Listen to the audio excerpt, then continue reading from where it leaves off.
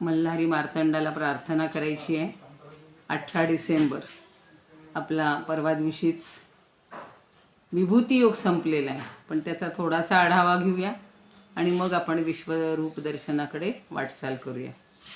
सर्वांना, सर्व साधकांना, भगवद्गीता भक्तांना सादर वंदन. वसुदेव सुतं देवं कंसचाणूरमर्दनं देवकी परमानन्दं कृष्णं वन्दे जगद्गुरुं. गुरुर्ब्रह्मा गुरुर्विष्णू गुरुर्देवो महेश्वरा गुरुः साक्षात् परब्रह्म तस्मै श्री गुरवे नमः. शान्ताकारं भुजगशयनं पद्मनाभं सुरेशं विश्वाधारं गगनसदृशं मेघवर्णं शुभांगं लक्ष्मीकान्तं कमलनयनं योगिभिर्ध्यानगम्यं वन्दे विष्णुं भवभयहरं सर्वलोकैकनाथं. यं ब्रह्मा वरुणेन्द्र रुद्रमरुतस्तुन्वन्ति दिव्यैस्तवैर्वेदैः साङ्गपदक्रमोपनिषदैर्गायन्ति यं सामगाः. ध्यानावस्थिततद्गतेन मनसा पश्यन्ति यं योगिनो यस्यान्तन्न विदुःसुरासुरगणा देवाय तस्मै नमः. आज मी म्हटलं तसं एक मल्हारीचं स्तोत्र म्हणते.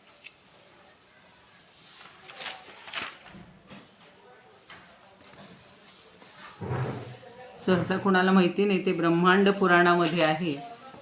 ओम नमो श्री गणेशाय नमः.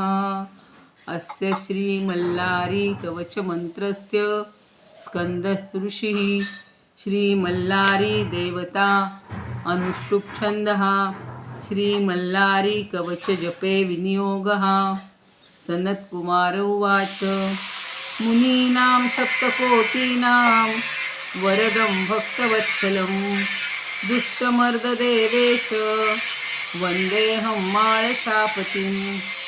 अनुग्रहाय देवानां मणिरत्नविरौचितं प्रसन्नवदनं नित्यं वन्देऽहं मल्लवैरिणं.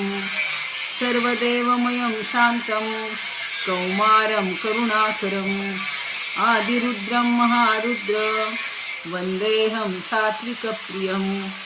भक्तिमुक्तिप्रदं देवं सर्वाभरणभर्षितं भूषितः कोटिसूर्यप्रतीकाशं वन्देऽहम् असुरान्तकम्. आदिरुद्रमहादेव मल्हारी परमेश्वरं विरस्वत्यसविरूपाक्षं वन्देऽहं भक्तवत्सलं. भोगरूपपरं ज्योतिः शिरोमाला विभूषितं त्रिशूलादिधरं देवं वन्देऽहं लोकरक्षकम्. इदं पठति यो भक्त्या मल्लारी प्रीतिकारक भक्तानां वरदं नित्यं प्रणतोऽस्मि महेश्वरम्. वने रणे महादुर्गे राजचौरगराक्षसः ग्रहपीडासुरोगेषु विषसर्पभयेषु च सदा मल्हारी मल्हारीति कीर्तनं. सप्तजन्मकृतं पापं तत्क्षणादेव नश्यति. त्रिकालहेतु पठे नित्यं विष्णुलोकं स गच्छति. देहान्ते तु प्राप्नोति सर्वलोके महीयते. इति श्री ब्रह्मांड पुराणे क्षेत्रखंडे मल्लारी महात्म्ये मल्लारी कवचम संपूर्णम.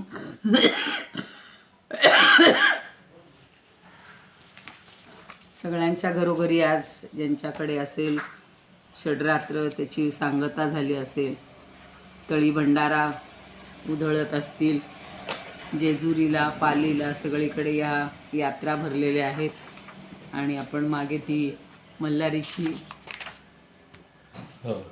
आता माझा फोन कुठे ठेवला? मालिका पण पाहिलेली होती. त्या बानुबाईला जास्त देव कसा प्रसन्न झालेला आहे, म्हणजे भक्तीला देव प्रसन्न होत असतो. आणि आपण सुद्धा प्रत्येक देवाची म्हणजे मल्हारीनं मणिमल्ल राक्षसांना ठार केलेलं आहे.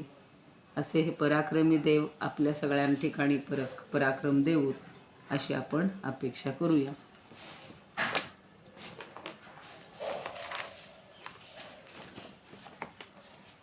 कुणाला 10व्या विभूती योगाबद्दल काही अधिक हवं असेल तर बघा, नाही तर आपण पाहूया थोडंसं की या अध्यायाचं काही महत्त्व किंवा या अध्यायाचा एक आढावा असा आज थोडासा घेऊया.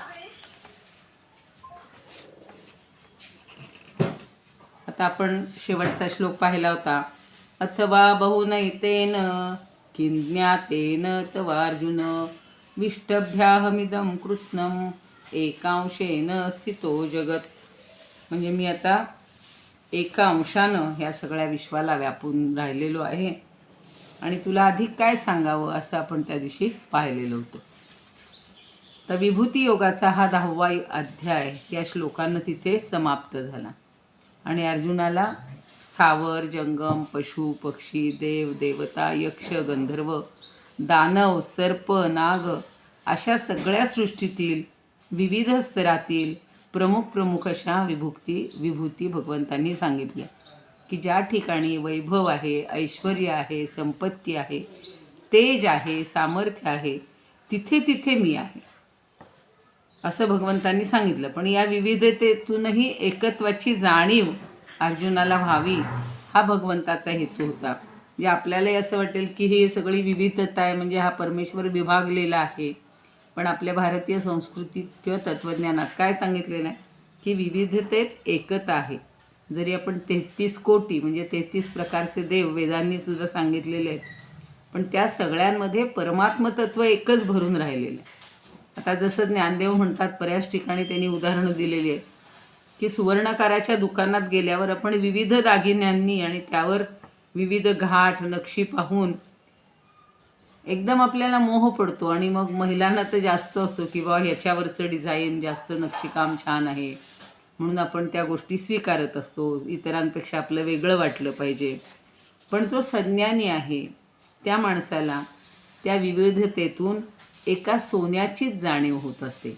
म्हणून छांदोग्य उपनिषदामध्ये बघा त्या श्वेतकेतूला अरुणीनं उपदेश केलेला असतो, स्वतःच्या पित्यानं उपदेश केलेला असतो आणि तिथे ही सगळी उदाहरणं घेतलेली होती की ज्याप्रमाणे सोन्याचे मणी, सोन्याचे अलंकार, सगळे दागिने किंवा वस्तू, भांडी, पात्र या सगळ्यामध्ये सोनंच एक प्रमुख असतं, तसं हे ब्रह्मतत्व आहे की आत्मतत्व आहे असं समज.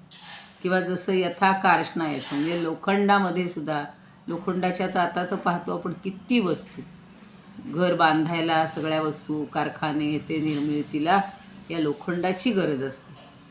पण म्हणून त्या सगळ्या विविधतेमध्ये सुद्धा मूळ काय आहे तर लोखंडच आहे.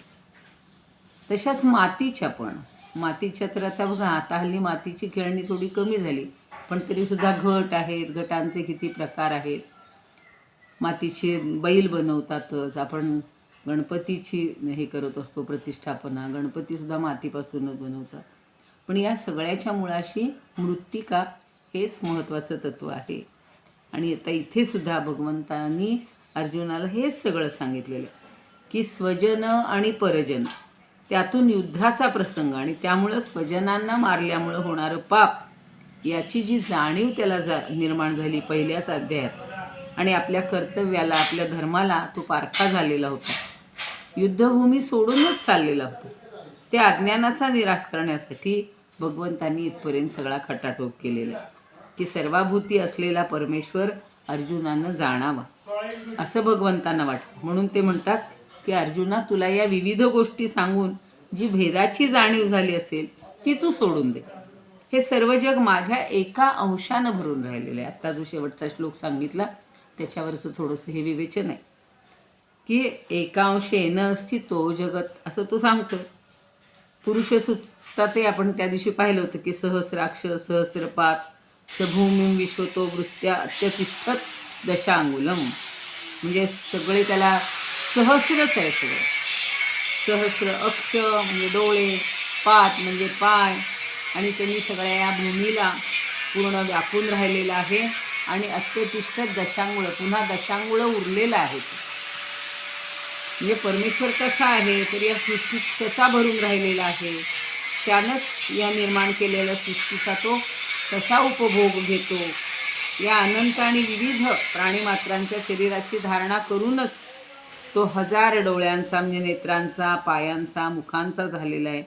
आणि 1000 हा शब्द जरी वापरला तरी मोजून काही 1000 असं नाही आहे, तर हजारो किंवा असंख्य हा शब्द वापरला पाहिजे. अवयवांचा तो आहे, सगळीकडे व्यापून राहिलेला आहे, करता भोगता तोच आहे. आणि शिवाय त्याची व्याप्ती एवढी आहे की तो शेवटी 10 अंगुळ वर बाकी उरून राहिलेला आहे. मग हा जो मंत्र म्हणतो आपण अत्यतिष्ठत दशांगुलम किंवा ओम पूर्णमदम हा पण श्लोक म्हणतो, तर त्याच्यामध्ये सुद्धा तेच आहे की पूर्णातून पूर्ण बाजूला काढलं तरी पुन्हा पूर्णच शिल्लक राहतं. आणि ज्ञानदेवांनी सुद्धा या श्लोकावर रचताना बऱ्याच ओव्या रचलेल्या आहेत.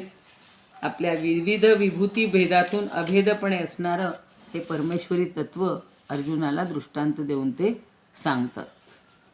तर हे ऐकल्यानंतर बघा आपल्याला सुद्धा कधी कधी मनात येतं की म्हणजे इतकी विविधता आहे का, भगवंत असा विखुरलेला आहे का. पण प्रत्येक विभूती ही माझंच स्वरूप आहे असं ते सांगतात. म्हणजे सूर्याच्या मागची बाजू कुठली आणि पुढची बाजू कुठली याचा निर्णय कधी घेता येईल का? हो नाही, सगळं एकच आहे. वाऱ्याला उजवं डावं असं कधी म्हणता येईल का? अंग आहे असं वाटतं का? नाही. तसाही त्याला भेद नसतो. तसा भेद तुला कुठंच दिसणार नाही. आणि आपण पाहतो की दुधापासून तुपापर्यंत सगळे पदार्थ होतात, पण तूप झाल्यावर घुसळून पुन्हा त्याचा काही उपयोग असतो का? नाही. पुन्हा काही दूध निर्माण होत नाही. तसं हे ब्रह्मस्वरूप अविकृत सभोवताली सगळं पसरलेलं आहे. आणि त्यामध्ये उगाचच काय म्हणून वैचारिक कल्पना उभ्या करून भेद निर्माण करावा, बाह्य शरीर, रंग, रूप, आकार यावरून भेदाची कल्पना करावी का? बाह्य रूप काही असू देत. आता आपण घरातल्या वस्तू बघतो ना, समजा एक तांदूळ म्हटले तरी त्याचे किती विविधता बनते, पण मूळ त्यातले तांदूळच प्रमुख असतात की नाही. आता हल्ली इडल्या झाल्या, डोसे झाले, उत्ताप्पे झाले, आप्पे झाले, म्हणजे बेसिक त्यात तांदूळच असतो. रोज भात करतो, भाताचे किती प्रकार आहेत. त्या आंध्र आणि इकडे तर भाताचेच प्रकार सगळे रोज, किंवा कोकणातले लोक फक्त भातच खात असतात. आता लाडवामध्ये सुद्धा साखर ही समभावाने पसरलेली असते. लाडू किती प्रकारचे घेतो, पण लाडूचा कुठलाही कण खाल्ला तरी आपल्याला गोडच लागतो की. सरोवरातल्या पाण्याची गोडी ही काठावर कमी आणि मध्यभागी जास्त असं कधी आहे का? जसं त्याच उपनिषदामध्ये सांगितलेलं होतं की एक ग्लासभर पाणी आण, त्याच्यात मीठ टाक, ते ढवळ. आता वरचं पिऊन बघ तर ते खारट आहे, मधलं पिऊन बघ ते लवणम, आणि सगळ्यात खालचं पाहिलं तरी लवणम. सगळ्याची लवण म्हणजे खारेपणा जो आहे तो सगळ्या ठिकाणी सारखाच असतो. तसे या सृष्टीतील बाह्य स्वरूपावरून भेदाची कल्पना करायची नाही.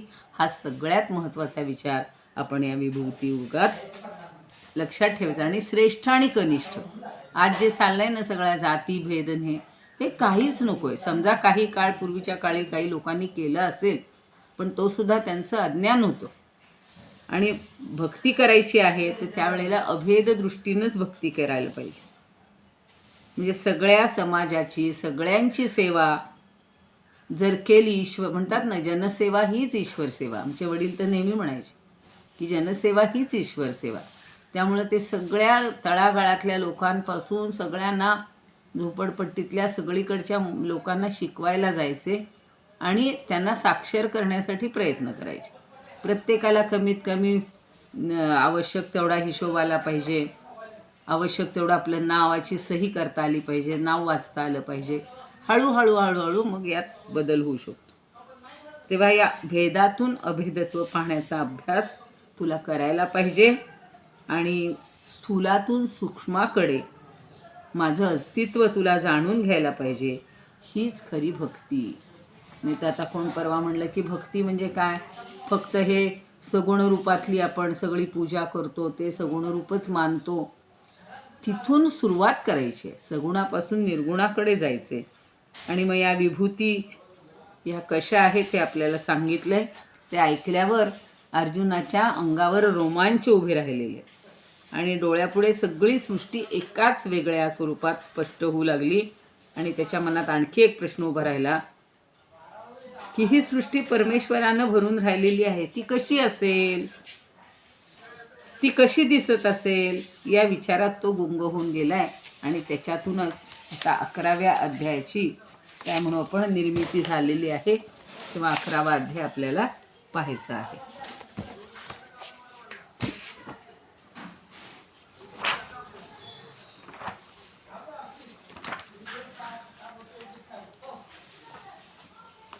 तर ह्या 10व्या अध्यायामध्ये काही पद किती वेळा आलीत त्याचा थोडक्यात त्या संजीवनी टीकेमध्ये उल्लेख केलेला आहे बघा. अर्थदशमोध्याय हे 3 अर्जुन उवाच इत्यादी पदांची 6 वेळा, श्लोकांची 556 आणि पुष्पिकेची 13 पदं आहेत एकूण सगळी बरं का. आणि संपूर्ण पदाचा योग म्हणजे 578 आहेत. आता अष्टदशमोध्याय हे 7 आहेत. अर्जुनोवाच इत्यादी पदांची 20, श्लोकांची 1344 आणि पुष्पिकेची 46 अक्षर आहेत. अशा प्रकारे मिळून संपूर्ण अक्षरांचा योग 1417 आहे. या अध्यायाचे सर्व श्लोक 32 अक्षरांचे आहेत. म्हणजे अनुष्टुप छंद जो आहे ते 4 चरण असल्यामुळे 8 चोक 32. आणि या अध्यायात 3 उवाच आहेत. एक भगवान उवाच, अर्जुन उवाच आणि 25व्या श्लोकाच्या प्रथम चरणात न गण प्रयुक्त असल्यामुळं न विपुला. 7व्या श्लोकाच्या प्रथम चरणात 5व्या आणि 32व्या श्लोकाच्या तृतीय चरणात म गण प्रयुक्त असल्यामुळं म विपुला. आणि 8व्या श्लोकाच्या प्रथम चरणात 26व्या श्लोकाच्या तृतीय चरणात भ गण प्रयुक्त असल्यामुळं भ विपुला. आणि 6व्या श्लोकाच्या प्रथम चरणात र गण प्रयुक्त असल्याने र विपुला संज्ञेचे छंद आहेत. बाकीचे 36 श्लोक हे पथ्यावक्त्र नावाचा म्हणजे अनुष्टुप छंदाच्या लक्षणांनी युक्त आहेत. सगळे अनुष्टुपच आहेत. तुम्हाला र गण य गण आठवत असतील तर आमच्या वडिलांनी लहानपणी शिकवलं होतं, सहज तुम्हाला गंमत म्हणून सांगते. आद्य लघु तो य गण गणावा, र गण गणावा मध्य लघु, अंत्य लघु तो त गण गणावा, न गण गणावा सर्व लघु. म्हणजे सगळी अक्षरे लघु असतील तर तो न गण. पहिलं अक्षर लघु असेल, लघु म्हणजे काना नाही, वेलांटी नाही, उकार नाही, तर त्याला लघु म्हणायचं. आणि र म्हणजे मध्य लघु आणि त म्हणजे अंत्य लघु, शेवटचं अक्षर. 3 अक्षरांचा एक गण असतो बरं का. तसंच भजसम म्हणजे दीर्घवरून गुरुवरून कसे म्हणतात, आद्य गुरु तो भगण गणावा, जगण गणावा मध्य गुरु, अंत्य लघु तो सगण गणावा, मगण गणावा सर्व लघु. आपलं सर्व गुरु. तर म म्हणजे सगळे गुरु, मा नावा. मग त्याच्यासाठी य यमाचा, त र राधिका, त ताराप आणि न नमन असे शब्द द्यायचे आमचे भाऊ वडील आम्हाला. य यमाचा मध्ये य बारीक आहे म्हणजे लघु आहे, मग त्याच्यावरती चंद्रबिंदीची खूण करायची, बाकीच्यांना आडव्या रेघा करायच्या. र म्हणजे मध्य. मग राधिकामध्ये धीला पहिली विलांटी आहे म्हणून तो लघु झाला, मग त्याच्यावरती लघुची खूण करायची. त मध्ये तारा प म्हणजे प हे लघु अक्षर आहे, शेवटचं अक्षर, म्हणून तो त गण आहे. आणि न म्हणजे सगळे, न म न सगळे लघु. तर आपण असे वृत्त छंद जर पाहत असू आणि भजसममध्ये पण पुन्हा भ म्हणजे भास्कर, भा पहिला दीर्घ,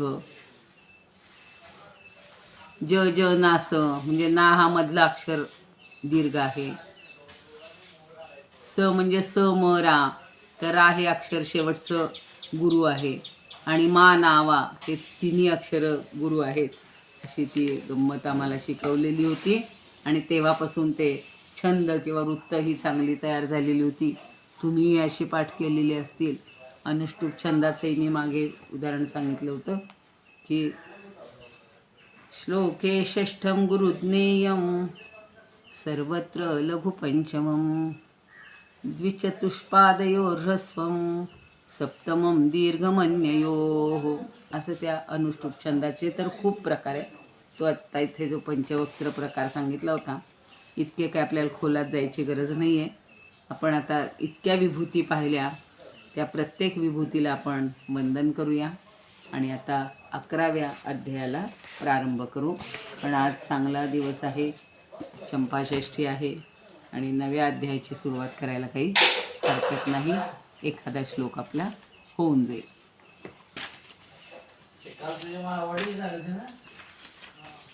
ओम श्री परमात्मने नमः. अथैकादशोऽध्यायः.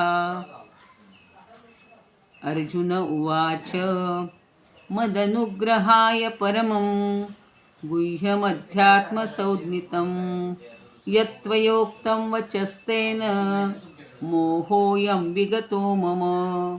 पहिलाच बघा शब्द कसा आहे, मदनुग्रहाय. अनुग्रह म्हणजे कृपा किंवा माझ्यावर अनुग्रह करण्यासाठी. मत म्हणजे माझ्यावर अनुग्रह करण्यासाठी. परमम म्हणजे श्रेष्ठ, गोपनीय. गुह्यम म्हणजे गोपनीय, गुप्त. गुह्यम अध्यात्मसंज्ञितम, माझ्यावर कृपा करण्यासाठी किंवा अनुग्रह करण्यासाठी जे अत्यंत गोपनीय, गुप्त असं जे तत्व आहे अध्यात्मसंज्ञितम, अध्यात्मविषयक.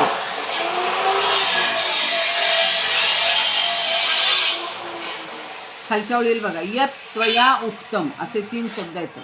यत म्हणजे जे, त्वया म्हणजे तू किंवा तुम्ही, आणि उक्तम म्हणजे सांगितले. म्हणजे अत्यंत गोपनीय तत्व जे सांगितलंय, वचन जे सांगितलेलं आहे, त्यामुळं काय झालं, मोहोयम विगतो मम. मोह हा अयम विगतः मम. मम मोह हा विगतः. अयम मोह हा. जे काही तत्व मगाशी मी सांगितलं तसं काय सांगितलंय तत्व, की ही जरी विविधता दिसत असली माझ्या सगळ्या विभूतींमध्ये, तरी त्यामध्ये एकच मूळ तत्व आहे, हे तू लक्षात घे. आणि म्हणून आता अर्जुन म्हणतोय की आपलं वचन ऐकल्यानंतर माझ्या मनातला जो काही संशय होता, मोह होता, माझं अज्ञान होतं, ते सगळं आता नष्ट झालेलं आहे. म्हणजे मोहोयम विगतो मम. म्हणजे भगवंतांनी जे काही सगळं 10व्या अध्यायात सांगितलेलं आहे ते ऐकून अर्जुनानं असं म्हटलेलं आहे. आता भगवंत आणि त्याच्या उपदेशाची प्रशंसा करून विश्वरूपाचं दर्शन घडवण्यासाठी अर्जुन आता विनंती करतोय. काय करतोय तर माझा आता मोह गेलेला आहे. पुढच्या श्लोकामध्ये तो विनंती करेल.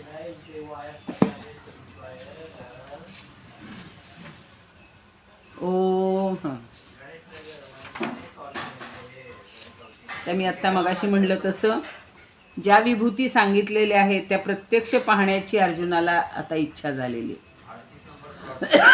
आपण एखादी रेसिपी सांगितली नुसती वर्णन करून उपयोग होत नाही, ती प्रत्यक्ष दाखवावी लागते, मग लोकांच्या लक्षात येते. तसं श्रीकृष्णांनी अर्जुनाला दिव्य दृष्टी देऊन आपलं जे विश्वरूप दाखवलेलं आहे ते त्याला कसं दिसलं ते आता या अध्यायात आपण पाहणार आहोत. आणि विश्वरूप पाहिल्यानंतर तो भयभीत पण झालेला होता, घाबरून गेलेला होता, आणि म्हणून त्यानं श्रीकृष्णाची स्तुती पण केलेली आहे. आणि मग अर्जुनाच्याच प्रार्थनेवरून भगवंतानी आपलं विश्वरूप त्याला दाखवलेलं आहे. तर तो श्लोक आहे, आता 55 श्लोक आहे त्याच्यामध्ये. याचं समश्लोकी बघूया. करुणी करुणा माझी बोलिला रहस्य जे, त्या थोर आत्मविद्येने माझा हा मोह फेडिला. माझी करुणा ऐकलीस आणि जे रहस्य मला सांगितलेस त्या आत्मविद्येमुळं माझा हा मोह किंवा माझं अज्ञान हे नष्ट झालेलं आहे. तुकाराम महाराज म्हणतात, घालून या लोटांगण करी आपण विनंती, माझ्या अनुग्रहास्तव वासुदेव कृपाळू. केवळ गुह्य जे अध्यात्म ऋषी उत्तम नेणती, तुवा बोधिले तेणेची व्यामोहाची बोळवण. झालो पूर्ण परी एका शब्दी तुका बुझतो. म्हणजे सगळं माझा मोह संपलेला आहे, व्यामोह म्हणलेलं आहे त्यांनी, त्याची बोळवण झाली आणि तुमच्या एका शब्दाने किंवा तुमच्या सगळ्या वर्णनांनी माझा सगळा जो अज्ञान आहे, मोह आहे, हा बुझून जातो, म्हणजे नष्ट होतो. वामन पंडित म्हणतात, अनुग्रहार्थ जे माझ्या गुह्य अध्यात्म केवळ, तुवा बोलियले तेणे माझा हा मोह नाशला. तुम्ही सांगितल्यामुळं माझा हा मोह नाशून गेलेला. तर मुक्तेश्वर म्हणतात, अर्जुन म्हणे चक्रपाणी अध्यात्म निरूपिले कृपे करुनी, जे बोलिले ती तुम्ही आपुल्या वचनी, तेणे मोह गेला माझा.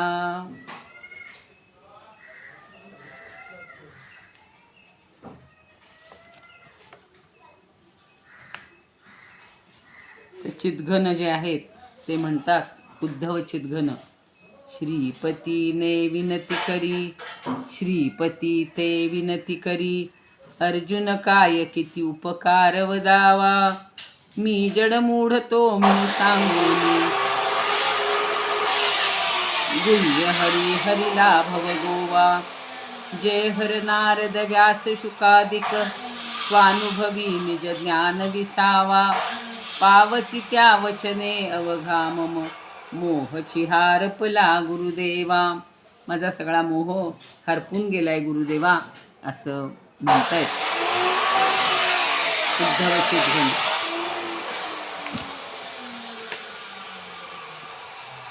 शंकराचार्य काय म्हणतात बघूया.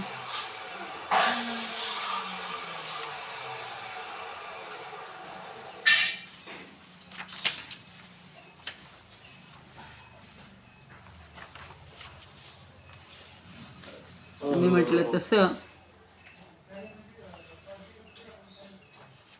शंकराचार्य पण म्हणतात की माझ्यावर, म्हणजे अर्जुन म्हणतोय, माझ्यावर कृपा करण्यासाठी तू जो आपला अत्यंत श्रेष्ठ गुप्त आणि अध्यात्म नामक अर्थात आत्मा अनात्मा विषयक जे विवेचन केलेस, त्या निवेदनामुळं माझा मोह आणि अविवेक बुद्धी नाहीशी झाली. फार काही त्यांनी त्याच्यावरही सांगितलेलं नाही.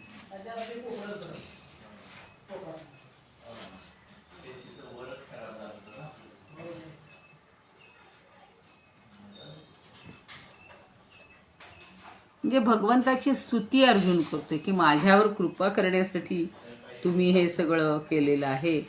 आणि काय सांगितलं याचं, परमम गुह्यम, अगदी गुह्य गोष्ट. आपण बघा, अगदी आपल्या जवळची व्यक्ती असेल ना, त्याला सांगतो की अगदी हे गुप्त आहे बरं, काही सांगतोय, कुणाला सांगू नकोस.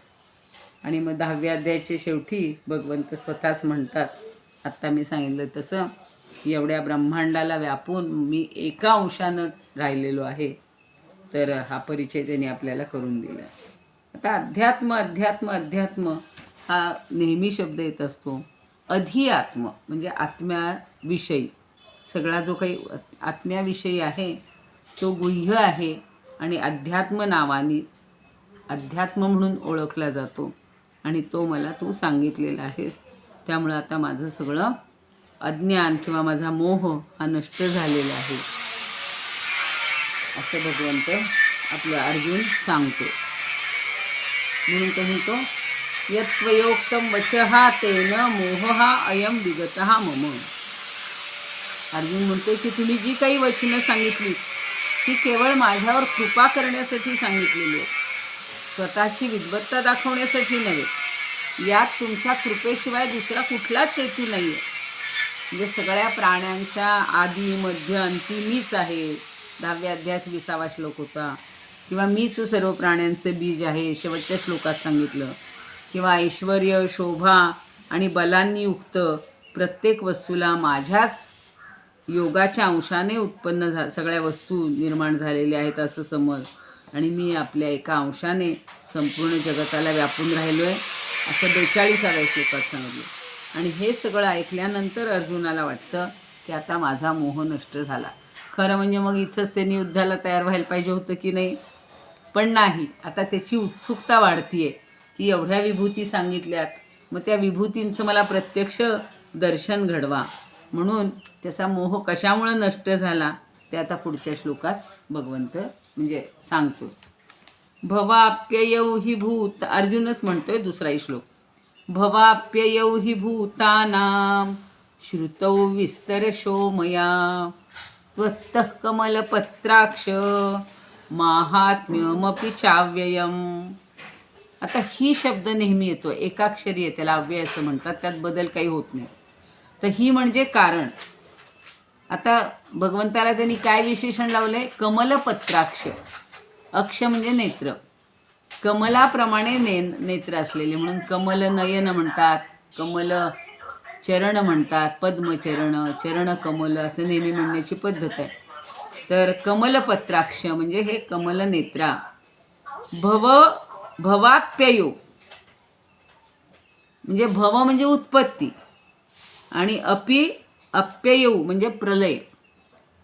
या दोन्ही गोष्टी, अप्यय म्हणजे प्रलय, पण त्या दोहोंचं हे झालंय समास, म्हणून द्वितीया झालेली आहे, तिची द्विवचन झालेलं आहे. भवाप्ययो, उत्पत्ती आणि प्रलय हे दोन शब्द त्यात आहेत. कशाचे? भूतानां, सगळ्या भूतांचे, सगळ्या प्राणीमात्रांचे उत्पत्ती आणि प्रलय हे काय आहेत? मया म्हणजे माझ्याकडूनच. विस्तरशः श्रुतौ, विस्तरशः म्हणजे विस्तारपूर्वक, श्रुतौ म्हणजे ऐकले आहेत, आणि च पुढं काय? कमलपत्राक्ष महात्म्यम अपि च अव्ययम. इथे छोटासा संधी आहे, च अधिक अव्ययम आणि महात्म्यम अपि म्हणजे तू माझं महात्म्य, माझा महिमा हा सुद्धा ऐकलेला आहेस, आणि हे अविनाशी तत्व जे आहे त्याचा महिमा तू ऐकलेला आहेस, असं अर्जुनच त्याला म्हणतोय की हे कमलदल नयना, मी आपल्याकडून प्राण्यांची उत्पत्ती आणि प्रलय हे विस्तारपूर्वक, विस्तरशः मया श्रुतो, मी विस्तारपूर्वक ऐकलेले आहेत, आणि आपल्या अविनाशी, आपला अविनाशी असा प्रभाव किंवा महिमा, महात्म्य हे सुद्धा ऐकलेलं आहे.